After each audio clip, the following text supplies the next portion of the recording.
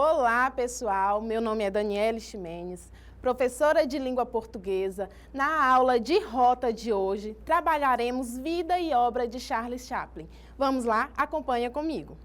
Vamos falar de quem foi Charles Chaplin. Primeiramente, vale ressaltar que ele nasceu aí em 16 de abril de 1889 e faleceu em 1977, tá?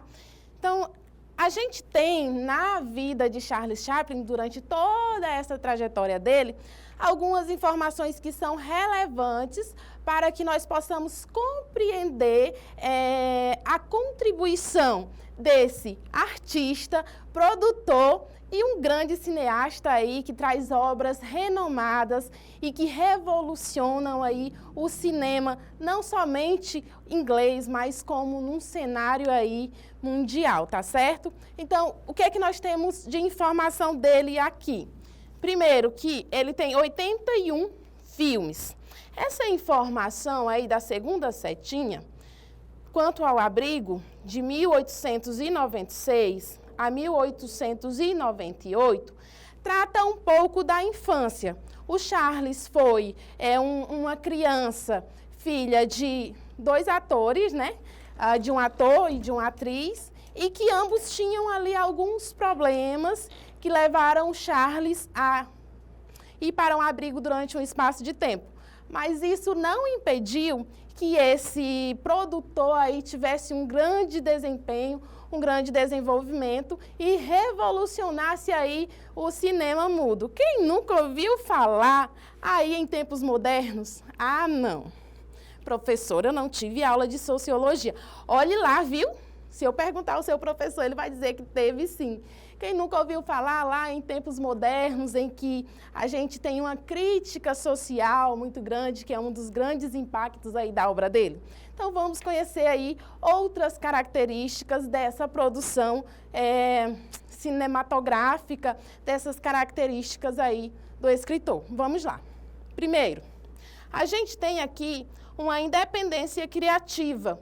Então, ele funda aí a própria produtora e aí ele garante a liberdade.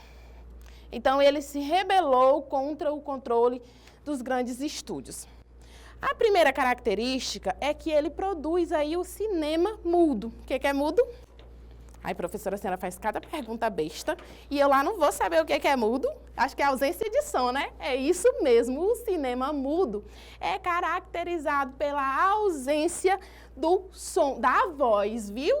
Lógico que nós temos aí uma trilha sonora que acompanha, mas nós estamos falando da ausência da fala em si nessa produção. Então, o que acontece? Ele surge aí nessa produção do cinema mudo e, posteriormente, a gente já tem esse cinema com a voz. Só que o Charles diz, ai, não gosto disso. Eu quero continuar no cinema mudo. Só que aí as produções dele, as produtoras, elas queriam ir para esse campo aí da voz. Então, ele cria a própria produtora, junto com outros editores aí, produtores, e aí ele transforma a sua produção. Depois, o que é que nós temos? Inovação na produção. Então, ele criou um modelo de produção e distribuição que revolucionou a indústria. Esse modelo ele ainda é utilizado até hoje. O que é que nós temos? Expressividade e linguagem corporal. Professora, expressividade e linguagem corporal? Eu nunca ouvi falar nesse homem. Dá um Google aí, dá uma pesquisada, dá uma olhada em alguns vídeos dele. Inclusive, nós temos aí alguns vídeos que mostram essa expressividade. Quer dizer, se eu tenho a ausência da voz, eu preciso fazer com que o meu telespectador, o meu espectador, consiga compreender. E aí, o que ele faz? Ele utiliza desses recursos. Vamos lá. Em seguida, o que a gente tem? Ele, como um mestre da mímica, ele traz essa força expressiva até para os filmes falados. Opa, professora, a senhora não tinha dito que nós estávamos falando apenas de cinema mudo? Pois é, ele também produziu aí filmes falados, né? O cinema falado. E mesmo assim, esse detalhe, esse impacto da expressividade e da mímica não se perderam quando se fala de cinema falado, tá certo? Então, o que é que a gente vai ver agora? Ele arranca o riso fácil, então ele traz essa questão do humor pastelão. Então, atrapalhadas, acidentes garantiam esse riso aí que o público tanto buscava. E aí é um clássico atemporal. Por que é atemporal? O que é atemporal? Tem um dicionário? Tem não? Pesquisa aí. Atemporal é que não precisa necessariamente estar vinculado ao tempo. Ele ultrapassa esses limites temporais, certo? Então, nós temos algumas produções aqui no Brasil, ou alguns desenhos animados aí, mundo afora, que se inspiram nessa caracterização do humor pastelão do Charles Chaplin, tá certo? E aí, o que é que a gente tem mais aí? O melodrama, que é uma inovação. Então, esse tom melancólico, ela tem um toque aí de melancolia única, né, a produção dele, e suas personagens apresentavam atos de fraternidade. Outra característica é a influência em outros gêneros aí. Então, ele traz as características de dramédia e comédia romântica como uma certa referência, tá certo? E aí, lembra lá no início da aula que a gente falava da crítica social? Nas obras dele, nós vamos ter aí uma crítica à desigualdade social, nós vamos ter aí condições paupérrimas e nós teremos trabalhos exploratórios. Logicamente, quando a gente observa as produções do Chaplin, o que é que a gente percebe? É que ele está ali, naquele lugar social. Na verdade, ele está à margem da sociedade. Ele não está inserido ali nesse processo.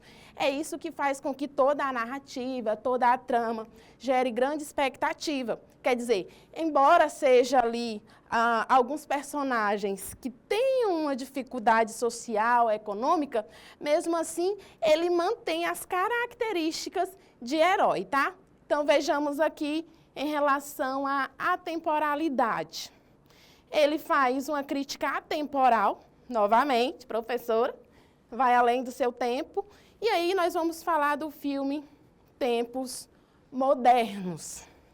Tempos Modernos, ele faz uma abordagem aí sobre a substituição da mão de obra humana, sobre esse processo das grandes revoluções, da substituição por máquinas e tal, e como que isso afetou, inclusive lá na queda da Bolsa de Valores, enfim. É uma produção que vale a pena vocês assistirem, porque todas essas características que eu trouxe do produtor, do ator, vocês vão conseguir constatar através, a partir do momento que vocês assistirem, tá?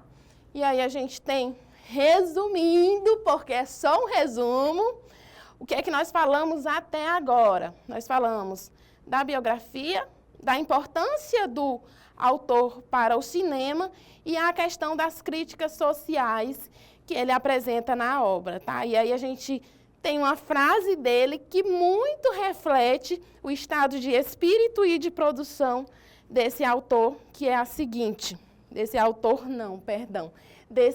ator. Creio no riso e nas lágrimas como antídotos contra o ódio e o terror. E assim, nós encerramos a nossa aula de hoje. Eu espero que você tenha aprendido muito e com excelência. Mas se não pegou todos os detalhes, você pode revê-la, viu? Ficamos por aqui. Até a próxima.